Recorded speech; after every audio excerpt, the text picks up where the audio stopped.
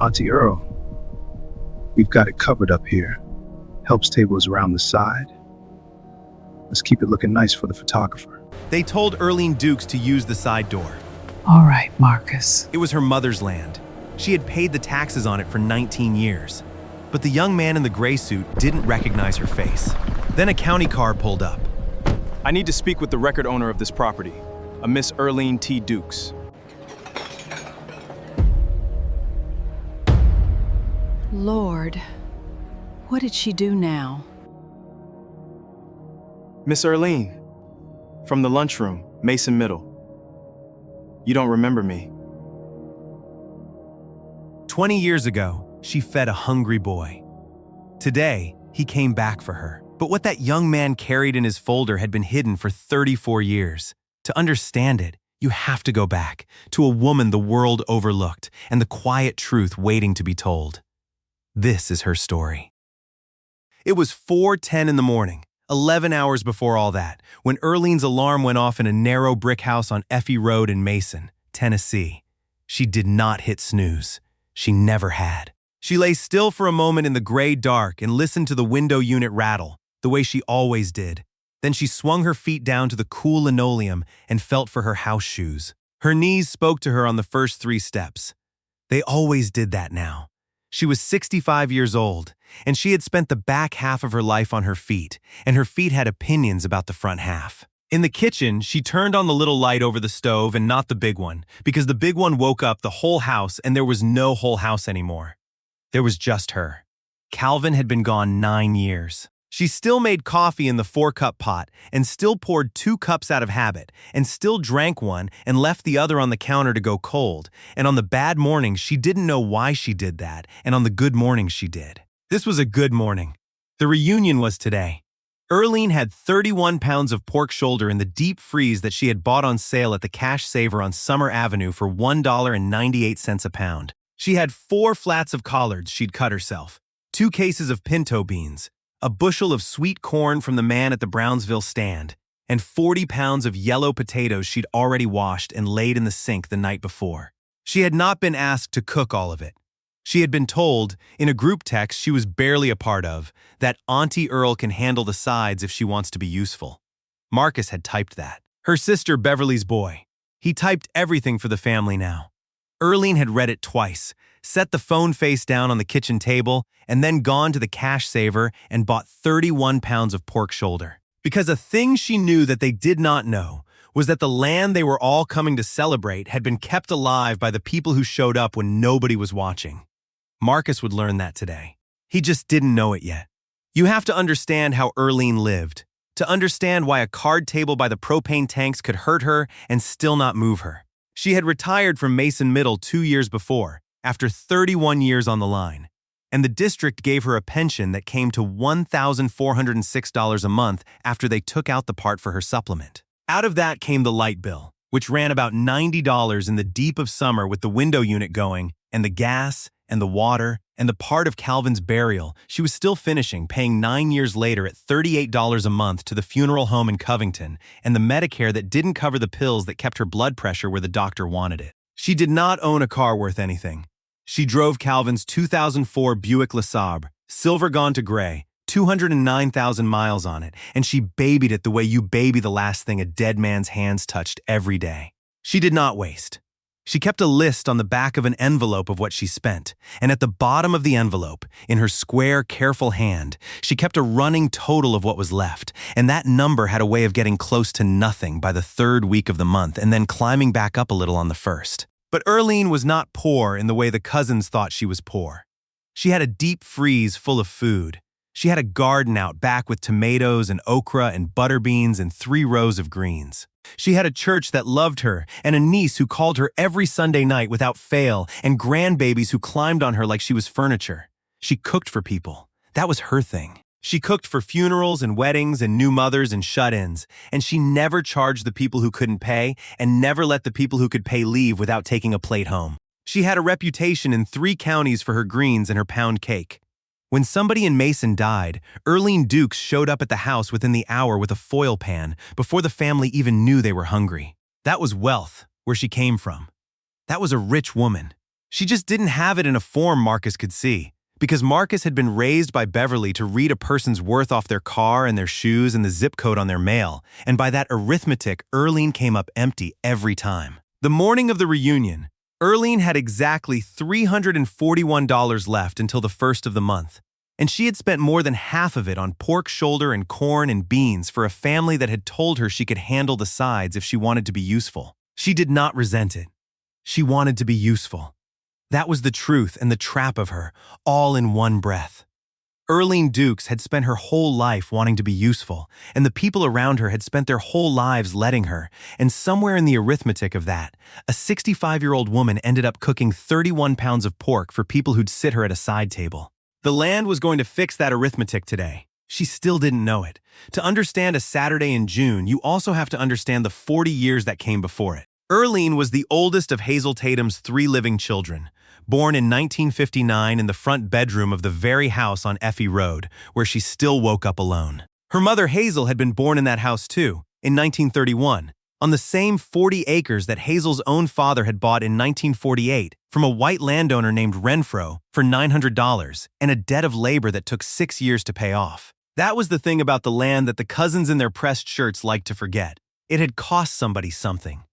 Hazel raised her children there and buried her husband there in 1977 in the family plot at the back of the property under the 2 pecan trees, and she lived to be 81 years old, and for the last 6 years of her life, she could not walk to the mailbox by herself. There were 3 Tatum children who could have come home for that.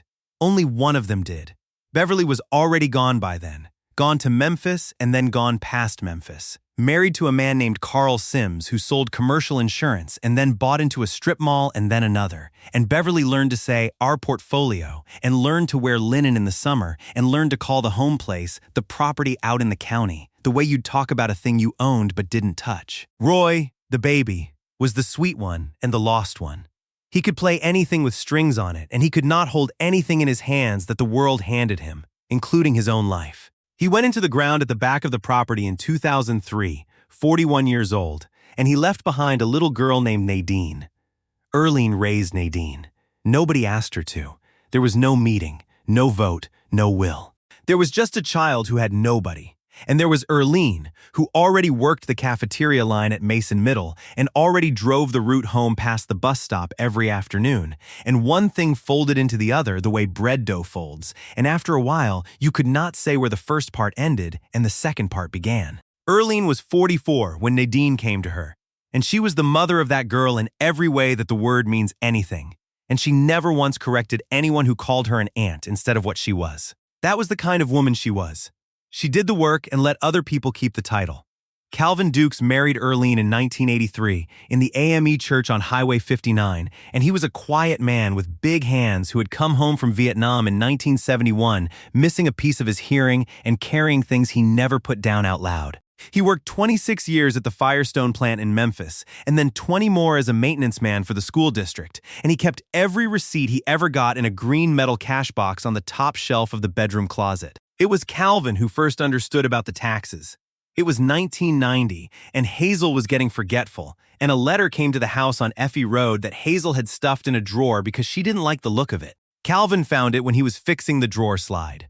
It was a notice from the Tipton County trustee. The property taxes on the 40 acres had not been paid in 2 years, and the third year would put the land on the delinquent list. And the delinquent list was where black families in West Tennessee lost 3 and 4 generations of ground to a stranger with a checkbook at a courthouse auction. Calvin did not call a family meeting. He drove to Covington, walked into the trustee's office, and paid the back taxes out of the green cash box, $804.16 in cash, which was most of 2 months of careful living for a Firestone man and a cafeteria woman. He kept the receipt. He kept every receipt after that, for 19 years, because after that first time, Calvin Dukes paid the taxes on Hazel Tatum's land every single year, and after Calvin died, Earlene kept paying them, and she kept the receipts in the same green box. Nobody else in the family knew. There was one year, 1998, when the Firestone plant cut Calvin's hours and the money got thin as paper, and the tax bill came due in October like it always did, and Earlene found Calvin sitting at the kitchen table at 11 at night with the green box open and the bills counted out and recounted, and there wasn't enough. He didn't say anything. He just sat there. And Earlene went and got the jar from the back of the closet, the one where she'd been saving for a new stove because the old one only had 2 burners that worked. And she set it on the table next to the green box, and she said, "Stove can wait. Land can't." Calvin looked at her a long time. Then he said the only thing he ever said about any of it in 26 years of paying that bill. He said, "Somebody's got to be the one." That was Calvin. Somebody's got to be the one.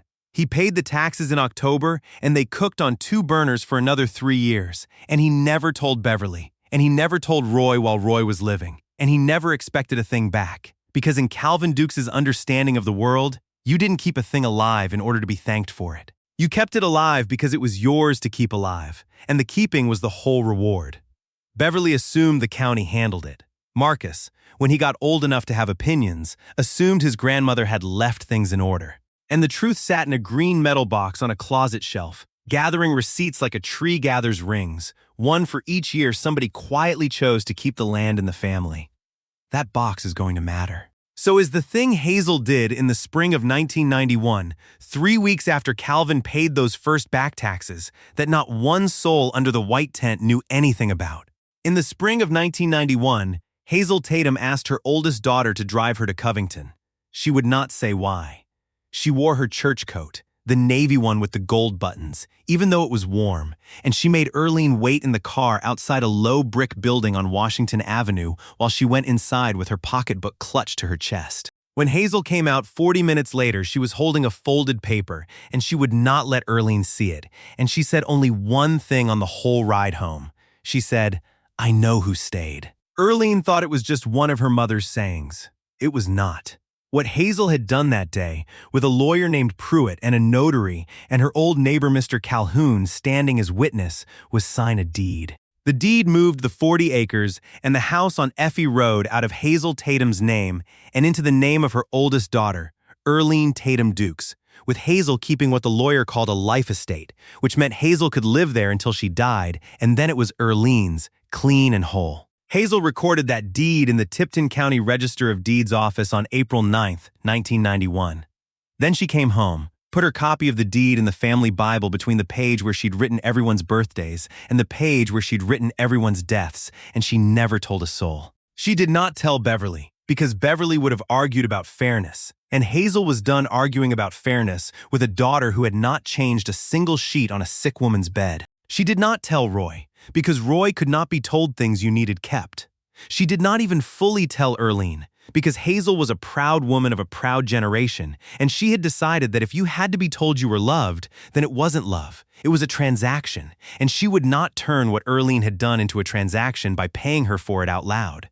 She just signed her name, and filed the paper, and slipped it into the Bible, and trusted that the truth would keep. The truth kept.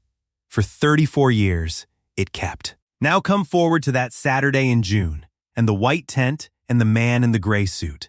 The man in the gray suit was Marcus Sims, 38 years old, Beverly's only son, and he had organized the entire reunion himself. He had a reason that he was telling everyone and a reason that he was telling no one. The reason he was telling everyone was that it had been 30 years since the whole Tatum family came home to the land. And Marcus wanted to honor his grandmother's memory and bring the cousins together and put up a tent and feed everybody and take a big photograph on the front steps of the old house. The reason he was telling no one was that Marcus had spent 4 months quietly working a deal. Marcus worked for a development group out of Germantown called Halpern Wexford, and Halpern Wexford wanted the 40 acres on Effie Road. They wanted to put up a distribution warehouse with a 500-space parking lot because the interstate spur was coming through 2 miles east and 40 flat acres with road frontage. 2 miles from a new interstate spur was worth a great deal more than $900 in 6 years of labor. It was worth, in the offer letter sitting in Marcus's leather folder, $2,100,000. Marcus had told Halpern Wexford that the property belonged to the family and that he could deliver it, because Marcus had grown up hearing his mother call it the property out in the county, and it had never once crossed his mind that a thing his family talked about owning might not actually be theirs to sell. He had even taken an earnest money payment, a good faith advance of $25,000, which he had used to put down the deposit on the tent and the chairs and the caterer's grills and the band, and a thing he was very proud of, which was 100 custom programs printed on heavy cream paper that said Tatum Family, Roaded N, this drooned across the top. The reunion was not really a reunion. It was a closing dressed up as a homecoming. Marcus's plan was to feed everyone, walk them out to look at the land their great-grandfather bought, get them all warm and weepy and proud, and then, near the end of the day, gather the senior cousins and his mother and have them sign a one-page family agreement authorizing the sale and the split. He had the agreement in his folder, too. He had not put Earlene's name on it, because in Marcus's mind, Earlene was the aunt who cooked. He genuinely did not know that the woman he had told to use the side door was the only person on God's earth who could sign that paper. And that, more than the cruelty, more than the suit, is the thing that was going to come apart on him. Because the man was not a monster. He was just a man who had never once checked. At 11:40 that morning, the tent was full and the day was hot, and the food was the only thing about the whole affair that was real. Earlene worked the side table in the heat with two girls from her church, Sister Lutricia and Miss Odessa, who had come to help her for free because they loved her and because Odessa had said, "I'm not letting you feed 200 people by yourself so they can ignore you. I'm coming to ignore them with you." Earlene had laughed at that. It was the only time she laughed all day. The pork came off the grills falling apart. The greens had the smoke in them. The cornbread was right. People came through the line and held out paper plates and said, "Thank you, baby," without looking up. And a few of the older ones knew her and squeezed her wrist and said, "Earlene, this is your mama's recipe," and those few made the whole day worth it. But Earlene was not allowed under the front of the tent. There was a program at every seat under the front of the tent, a heavy cream-colored card that said Tatum Family, Roaded N, this is drooned, and inside it Marcus had printed a family tree. Somebody handed Earlene one early in the day, before the line got busy, and she stood at the side table and read it the way you read your own name in a newspaper, looking for yourself. Hazel Tatum was at the top, the matriarch, with her dates. Below her, Beverly Tatum Sims, married to Carl Sims, and below them Marcus, with a little line about his degree and his firm. Below Hazel, also, Roy Tatum, with his dates, and below Roy, Nadine, listed as Roy's daughter. Earlene Tatum Dukes was on the program too. She found herself after a minute, in smaller print, a single line. Earlene Dukes, sister. No dates. No mention of Calvin, who'd been married into the family for 26 years and paid its taxes for 19.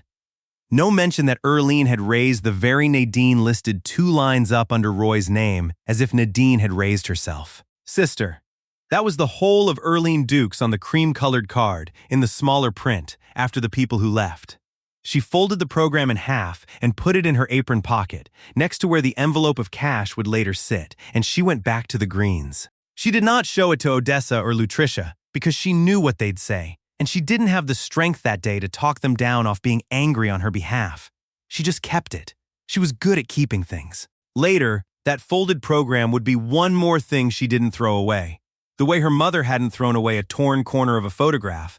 And there is a kind of woman in this world who keeps the small paper evidence of how she was treated not to nurse it, but because she has decided, somewhere deep, that one day the record will matter, and she intends to be holding it when it does. But that was later. In the moment, she just kept it in her pocket, and she worked. She knew this because she had tried, once, around 11 o'clock, to walk up and set a fresh pan of cornbread on the head table where the family was sitting. And Marcus had stepped in front of her smooth as a door closing and said, low so, only she could hear it. "Auntie Earl, we've got it covered up here. Help's table is around the side. Let's keep it looking nice for the photographer. Help's table."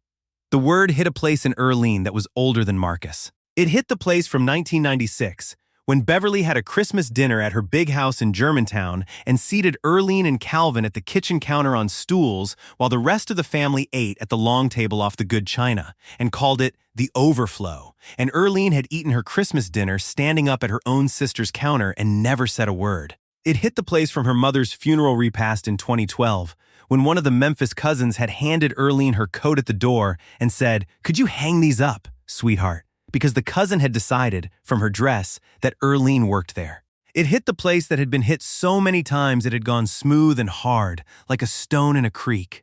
Earlene looked at Marcus, at his good suit and his good teeth, and she saw her sister Beverly's exact face looking back at her 30 years younger, and she did not say what she could have said. She did not say, "I changed your grandmother's sheets when she couldn't hold her water." She did not say, "I raised the cousin you call when you need to look like you have a big family." She did not say, "Boy, you are standing on my mother's grass." She said, "All right, Marcus," and she carried the cornbread back to the side table. What she did not see, because she had already turned around, was that two people had heard the whole thing. One was her niece Nadine, 38 now, standing at the edge of the tent with a plate going cold in her hand and a look starting to build behind her eyes. The other was an old man named Mr. Calhoun, 91 years old, sitting in a lawn chair in the shade, who had witnessed a deed signed in Covington 34 years before and who said, very quietly, to no one, "We'll see." Here is the part that tells you who Earlene Dukes was. At about noon, Marcus came hurrying around the side of the tent in a sweat, patting his suit pockets, because the band wanted their second half cash and the photographer wanted his balance, and Marcus had carried it all in an envelope, and the envelope was gone. He'd had it in his inside jacket pocket. He was sure of it. $1,900 in 20s and 50s, the cash float for the day. He was nearly white with panic, and he came around the corner and looked at the helps table, at the 3 church women and the foil pans, and the first thing out of his mouth was, "Did anybody back here pick up an envelope? White envelope?" It had cash in it. The way he said it, with his eyes going from Earlene to Lutricia to Odessa, made the meaning plain. He was not asking if they had found it. He was asking which one of them had taken it. Odessa set down her serving spoon very slowly. Lutricia opened her mouth. And Earlene, who had found that exact envelope 20 minutes earlier lying in the grass by the propane tanks where it had slipped out of Marcus's jacket when he bent to plug in the band's amplifier, reached into her apron pocket and took it out and held it across the table. Every dollar was in it. She had counted it, because that was the kind of woman she was, so that if a single bill was missing, she could say where it went. "It was in the grass by the tanks," she said. "I was going to bring it up to you when the line slowed down. Count it. It's all there. 1,900. Marcus took the envelope. He did not say thank you. He thumbed through the bills fast, right there in front of her, counting. And when he saw it was all there, a flicker went across his face that was not relief and not gratitude, but something closer to suspicion that there had been nothing to find at all. "Okay," he said. "Yeah, okay." And he turned and walked back to the band. Odessa watched him go and said something under her breath in church language that was not quite a prayer. Earlene picked the serving spoon back up. "He's young," she said. "His mama raised him to be scared of the wrong things." She believed that, too. That was the worst part. She wasn't being noble. She actually felt sorry for him. That is the woman they sat at the side table. That is the woman whose name was on the deed. The afternoon went on, and Earlene worked.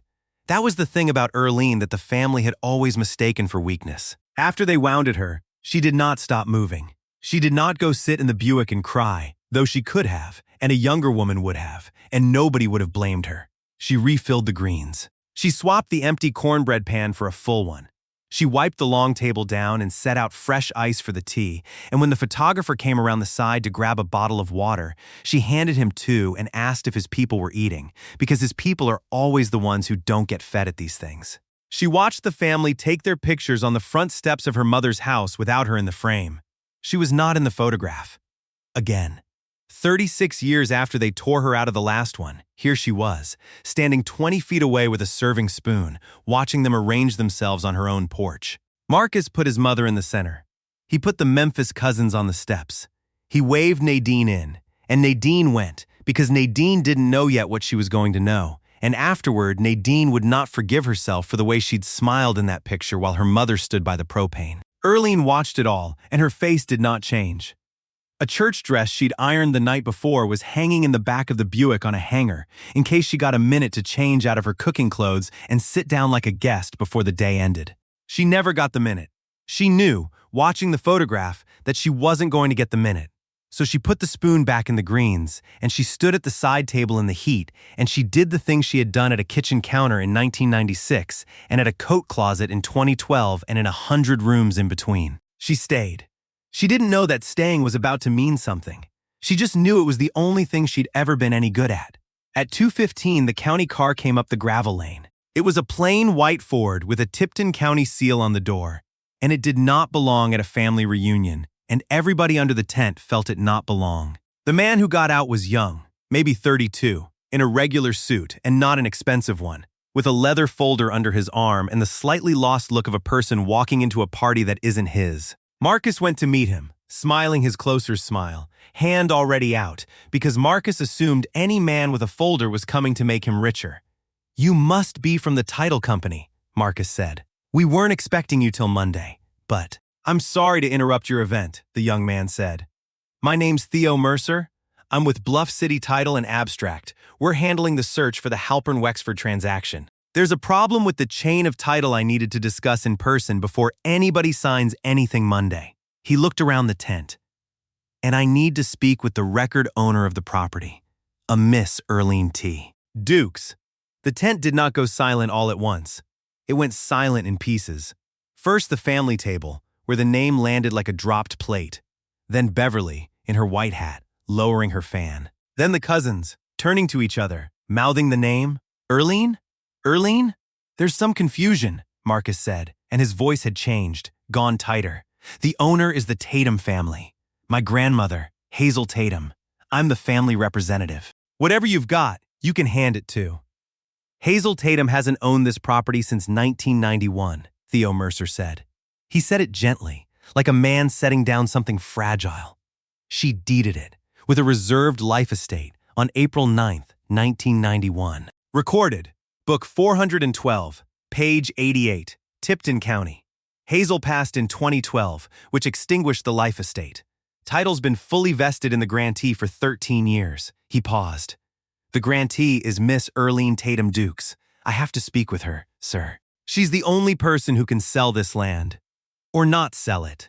Then Theo Mercer turned away from Marcus, and he scanned the crowd, and his eyes went past the family table and past the cousins and landed on the side of the tent, on a 65-year-old woman in an apron standing very still behind a foil pan of greens. And the lost look went off his face, and something else came on it, something soft and astonished. "Miss Earlene," he said. He said it like a boy. "Miss Earlene, from the lunchroom, Mason Middle. You don't remember me." She did, though. That was the thing. She remembered all of them. She remembered the skinny boy in 2003 with the free lunch card he was ashamed of, who used to come through her line with his eyes down, and how she used to slide an extra roll onto his tray and tell him it was going to get thrown out anyway, so he'd take it, and how some weeks his card came up empty and she covered it herself out of her apron. $1.50 here, $1.50 there, because of hungry. Child in her line was not a thing Earlene Dukes could walk past. She remembered telling that particular boy, the one with no people, "You're smart, baby. Smart gets you out of here. You keep your head in those books." She just never thought she'd see what the books got him. What she remembered, standing there in her apron with the whole tent watching, was a particular Tuesday in the fall of 2004. Theo had come through her line and his card had come up empty, and he'd gone red to the ears and started to put his tray back. The whole tray, because he didn't have $1.50 and he wasn't going to stand there and be seen not having it. Earlene had reached across and pushed the tray back at him. "Card reader's acting up today," she'd said, loud enough for the kids behind him to hear, so it sounded like the machine and not the boy. "Go on, baby. Eat." It wasn't acting up. She'd covered him out of her apron. $1.50, like she did 2 or 3 times a week for 2 or 3 kids, and she never kept track, and she never told a soul, the same way Calvin never told a soul about the taxes, because that was the family she'd married into and the family she'd been born into. The kind that keeps things alive in the dark and doesn't send a bill. 20 years and 1,000 trays later, one of those kids walked into a tent on her own land with the one piece of paper that could give her back her name. She did not know yet that he was the one. She only knew his face. "Theodore," she said. "You went and got tall." And Theo Mercer, attorney at law, stood in the middle of a white tent on Effie Road with a leather folder under his arm and his eyes shining, and he could not, for a second, say anything at all. They moved it inside the house, the way serious things move inside. The old house on Effie Road had a front room with Hazel's furniture still in it under plastic and a smell of dust and cedar and thyme, and they gathered there. Earlene, Theo Mercer, Marcus, Beverly, Nadine, old Mister. Calhoun walking slow on his cane, and Sister Lutricia who came because Earlene reached back and took her hand and would not let go. Marcus tried to keep control of the room. It was the only thing he knew how to do. "This is obviously some kind of clerical error," he said. "My grandmother would never have cut out her whole family. She'd never have given it all to."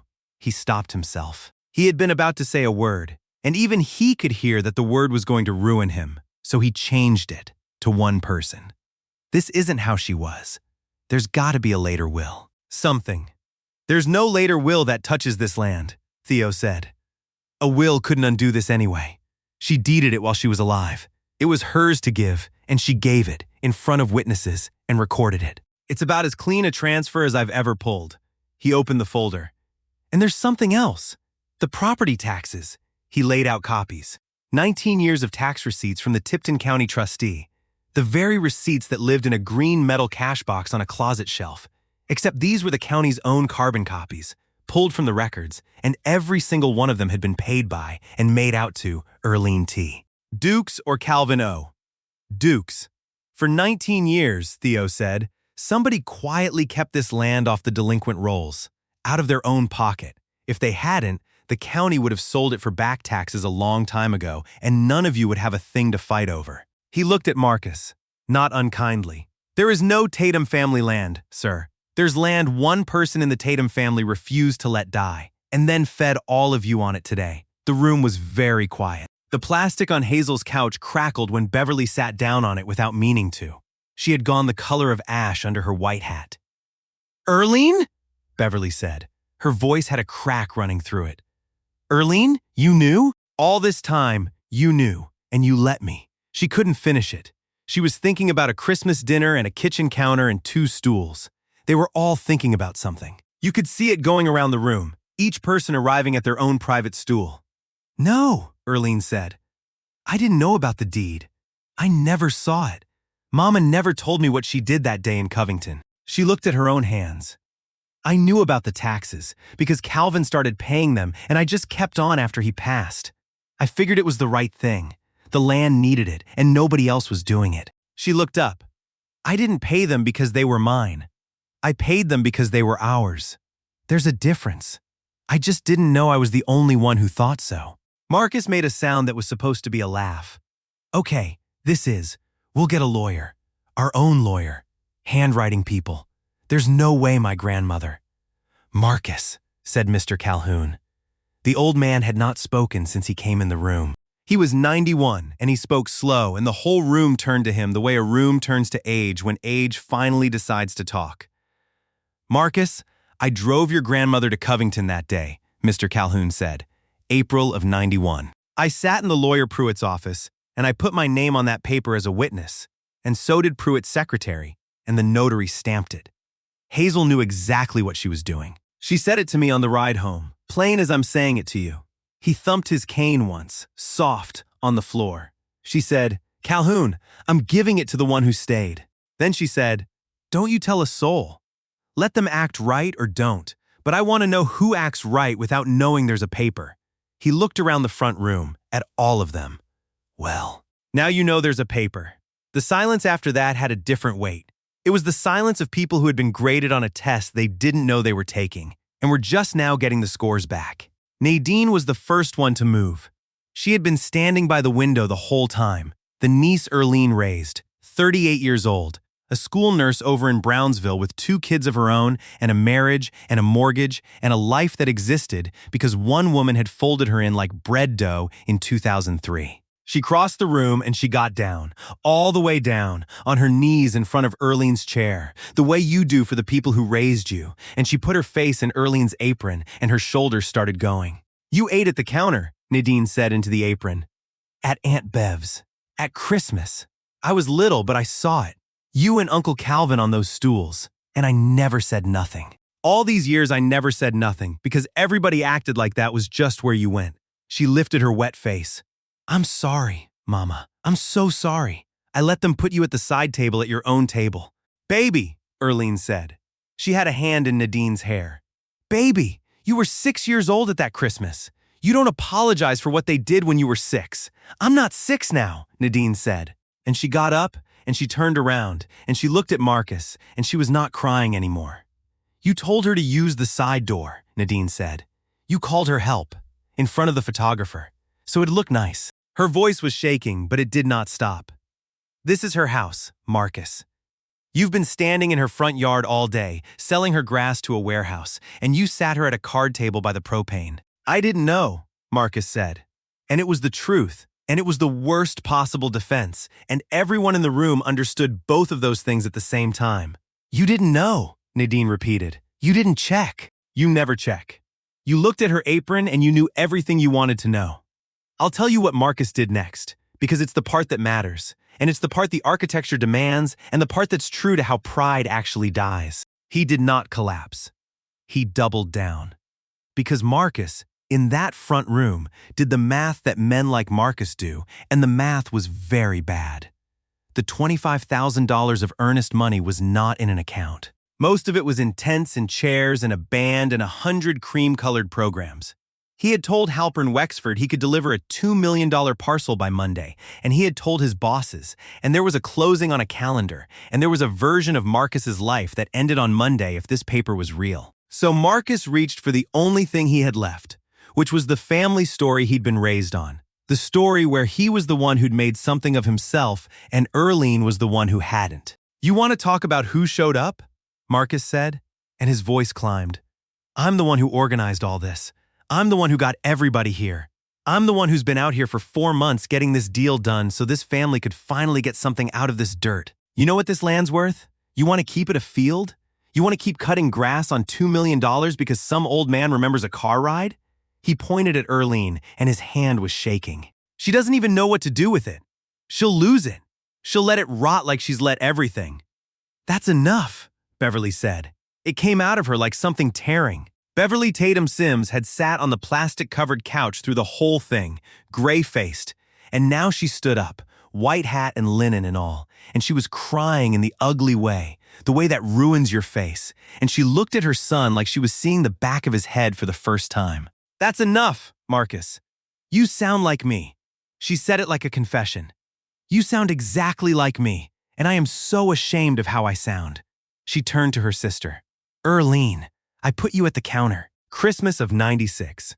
I told Carl it was the overflow, and it wasn't the overflow. There were 2 empty seats at that table, and I let you stand up in my kitchen because I had decided, somewhere in my head, that you were less than me because I had a brick house in Germantown and you had Mama's old place out in the county." Her voice broke all the way.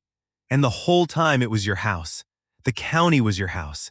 You had it the whole time and you never once said it to my face, even when I deserved to have it thrown at me. Why didn't you ever throw it at me?" "Because I didn't know I had it to throw," Earlene said. "And because you're my sister. And because Mama would have been ashamed of both of us if I'd turned her land into a thing to win a fight with." She stood up out of the chair, slow, with her knees talking to her. "Sit back down, Bev," she said. "You're going to ruin that hat." And Beverly laughed, a wet, broken laugh, and sat down, and that was the moment the war ended in that family, even though one person in the room hadn't surrendered yet and wouldn't for a long time. Word got out of that front room, the way word always gets out, through the cracked door and the open window and the cousins pressed up close, pretending to fan themselves. And by the time Earlene came back outside, the whole tent knew, and the whole tent had rearranged itself around the knowing. There was a cousin named Wendell out there, 50-some years old, who ran a small landscaping outfit in Memphis and had 2 trucks and 6 employees and a chip on his shoulder that everyone assumed was just Wendell being Wendell.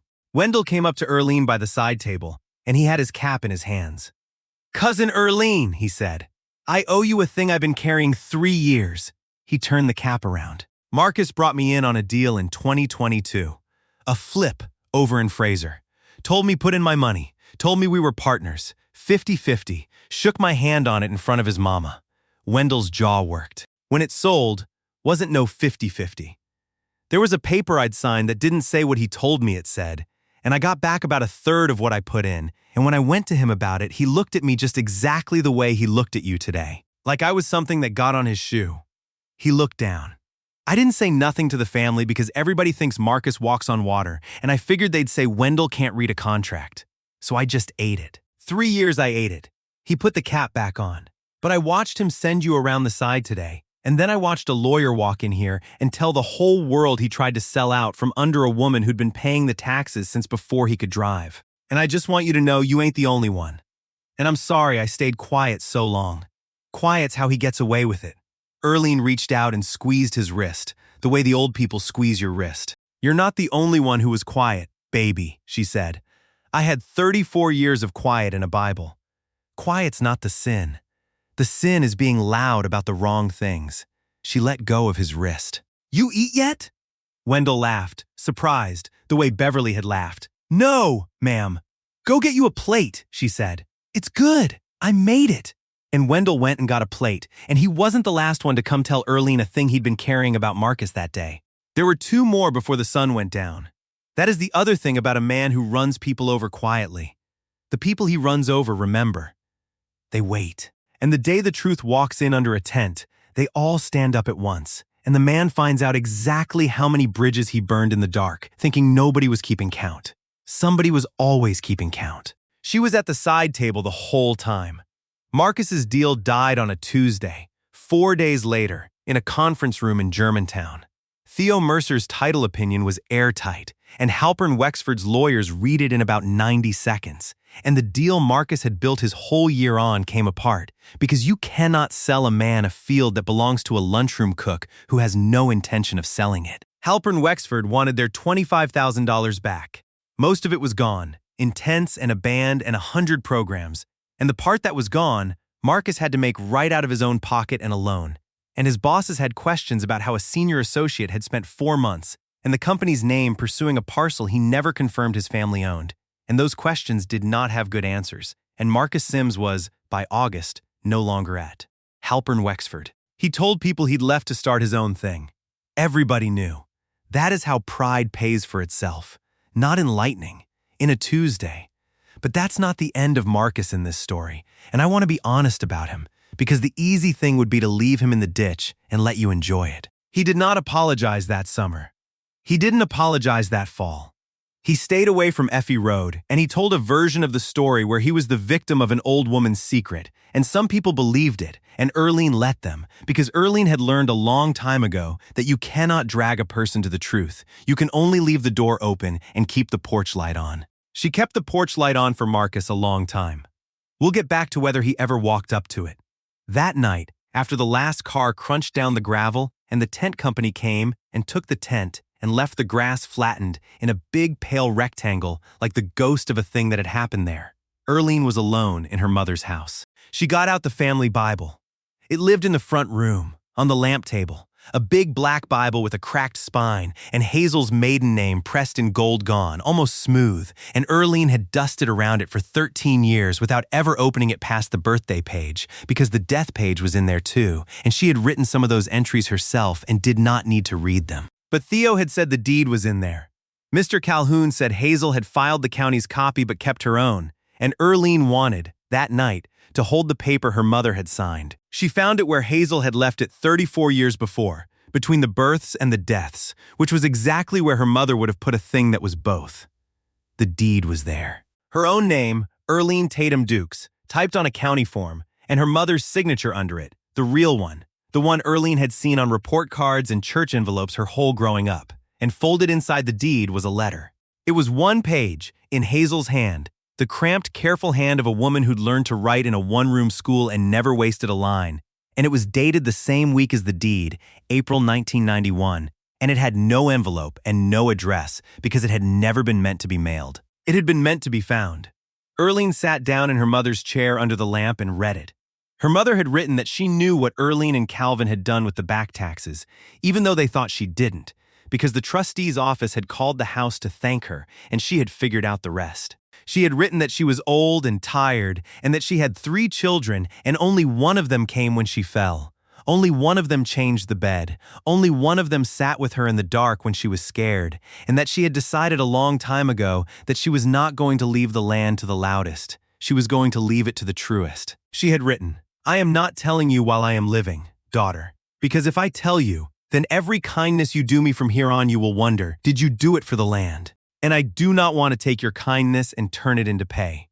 You earned this without knowing, and that is the only way a thing like this is ever really earned. And at the bottom, the last line, the line that broke Earlene clean in half at the kitchen table at 65 years old. You were always going to be the one. I knew it when you were 6. Some children you can just tell. The world will look right past you your whole life, Earlene. But the land will know who stayed, even after I am gone and cannot say it for you. Let the land say it. Earlene put the letter down on her knee. She sat in her mother's chair in her mother's house for a long time, and the window unit rattled, and outside the crickets came up, and the pale ghost rectangle where the tent had been faded into the dark. She had spent her whole life not being told she was the one. It turned out she had been told, in 1991, in a letter folded inside a deed, and it had just taken 34 years and a stranger with a leather folder to put the words in her hands. She did not feel triumphant. She felt seen. That was a different thing, and a deeper one, and it was the only reward she had ever actually wanted. She read the last line one more time. Let the land say it. Then she folded the letter back into the deed and put the deed back into the Bible, between the births and the deaths, where her mother had kept it, and she turned off the lamp. First, the land. Earlene did a thing with the 40 acres that nobody expected and that told you everything about her. She kept it. She turned down $2,100,000, and then she turned down a second offer that came sniffing around at 2.5, and she sat in Theo Mercer's office on a folding chair and said, I don't want to be the one who sold what Granddaddy worked 6 years to buy.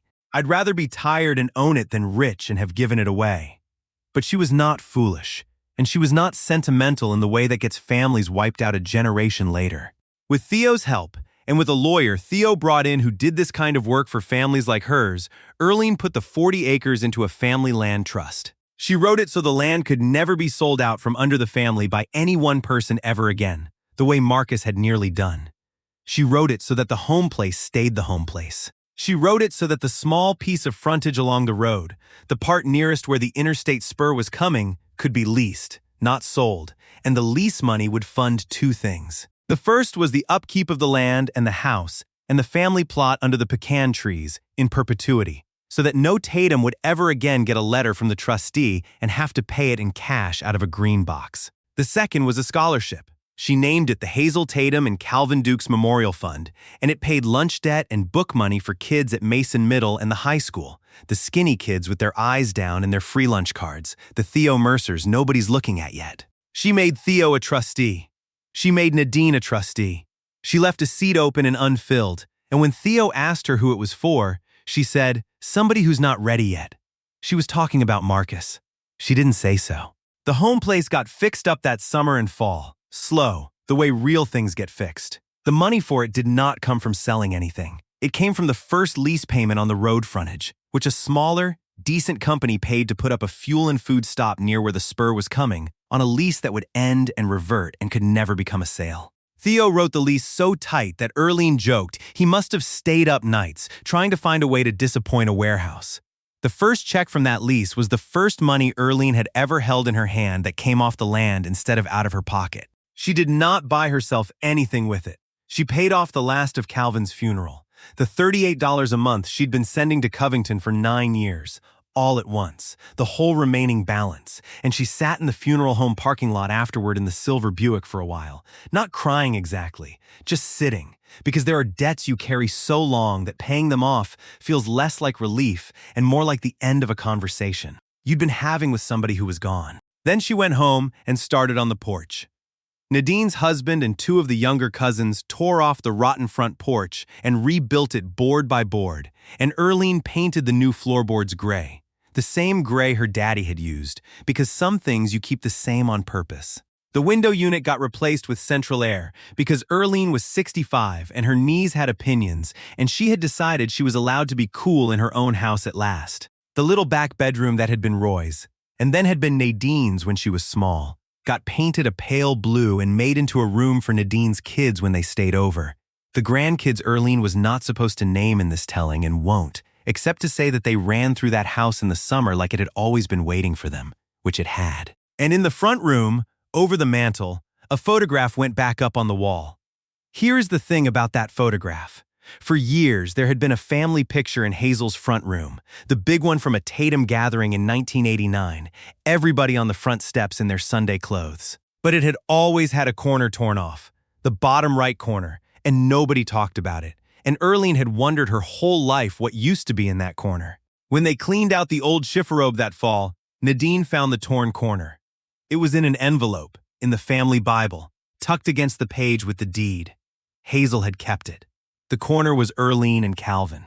In 1989, somebody, and everybody had a guess about who, had torn Earlene and Calvin off the bottom of the family photograph, the cafeteria worker and the maintenance man, the ones who didn't dress as fine, and the picture had hung on the wall for 36 years with a hole where they used to be. Hazel had found the torn corner, and she had not thrown it away, and she had not made a scene, and she had not put it back, because Hazel did not fix things by force. She had just kept it, in her Bible, against the deed, where the truth was, waiting on the day somebody would want it back. Nadine took both pieces to a man in Memphis who restored old photographs, and he made the picture whole again, seamless, so you could not tell it had ever been torn. It hangs over the mantel on Effie Road now. Earlene and Calvin are at the bottom right, exactly where they always were, looking like they belong there, because they always did.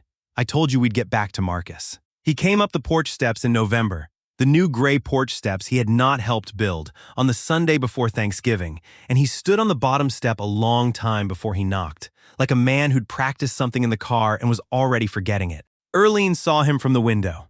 She'd known he'd come eventually. She'd kept the porch light on.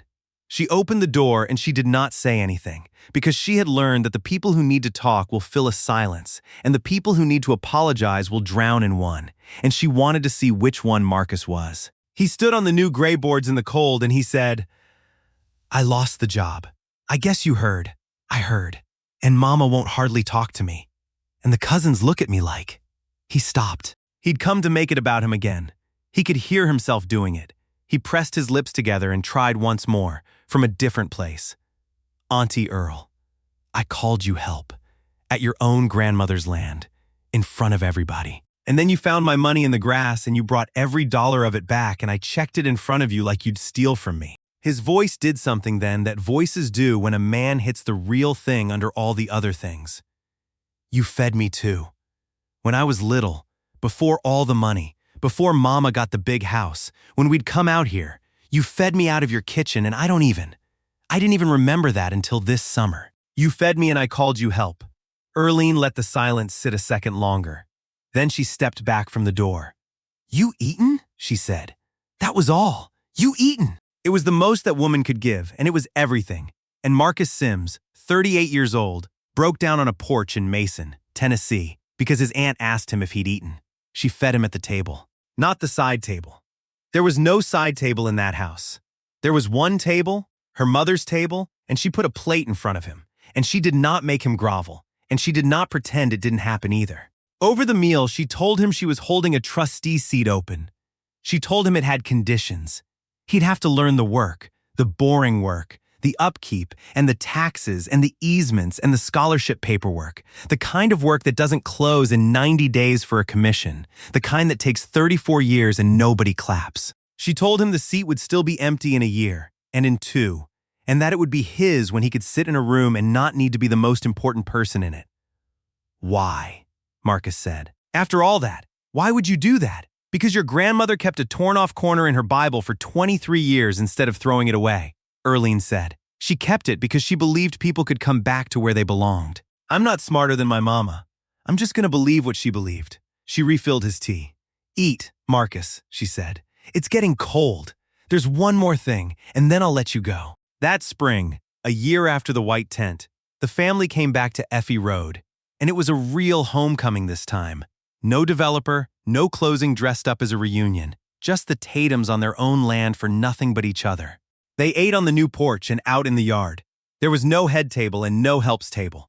There was Earlene's mother's long table dragged out into the grass, and Earlene sat at the head of it, because Beverly put her there and would not hear otherwise, and Nadine fixed her plate before anyone else got served and set it in front of her first. Served first. At 66 years old, in an apron she didn't have to wear because nobody was making her cook, at the head of her mother's table on her grandfather's land, Earlene Dukes was served first. She didn't make a speech about it. She wasn't that kind. She just sat there a minute with her hands folded and her eyes closed before she picked up her fork, and the people who loved her gave her that minute, and old mister Calhoun, 92 now and slower but still coming, raised his sweet tea about an inch off the table toward her. Just an inch, just for her to see. She nodded back at him. Beverly sat at Earlene's right hand that day, where the older sister used to sit, and the younger sister had spent 40 years thinking she belonged. They were not all the way healed, the two of them.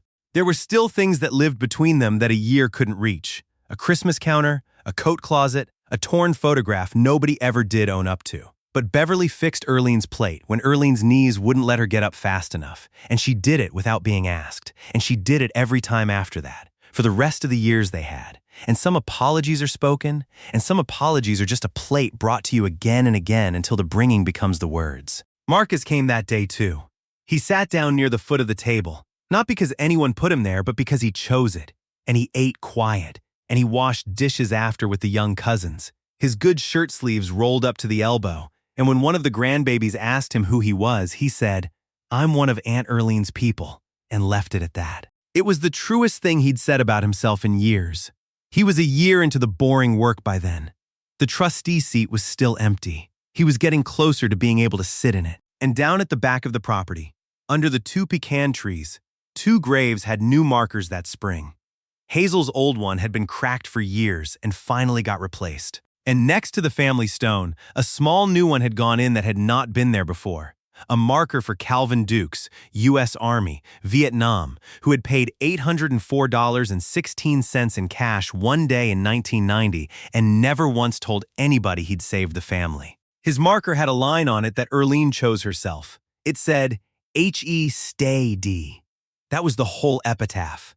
2 words. She figured Calvin would have liked it that way. He never used 3 words when 2 would do. After everybody went home that night, Earlene sat alone on the new gray porch in the dark with the last of her tea going warm in the glass, and the land was quiet around her the way it had been quiet for her whole life, and for the first time in a long time, the quiet didn't feel like being left out. It felt like being home. She thought about the green metal box on the closet shelf, 19 years of receipts. She thought about a navy coat with gold buttons and a folded paper her mother wouldn't let her see. She thought about a torn corner that found its way back to the wall. And she thought, the way you do when you're old enough to know it's true. The people who keep a family alive are almost never the ones at the head of the table. They're the ones at the side door, with the foil pans, who came anyway. Sometimes the truth waits 34 years in a Bible to say so out loud. Earlene finished her tea, and she turned off the porch light, because for once there was nobody left to wait up for. Everybody she loved was already inside. Sometimes the people the world overlooks are carrying the strongest hearts. Kindness has a way of finding its way home, often when no one is looking, often long after we stop expecting it. If this story touched your heart, tell us in the comments where you're watching from, and subscribe for more unforgettable family stories. We read every single one.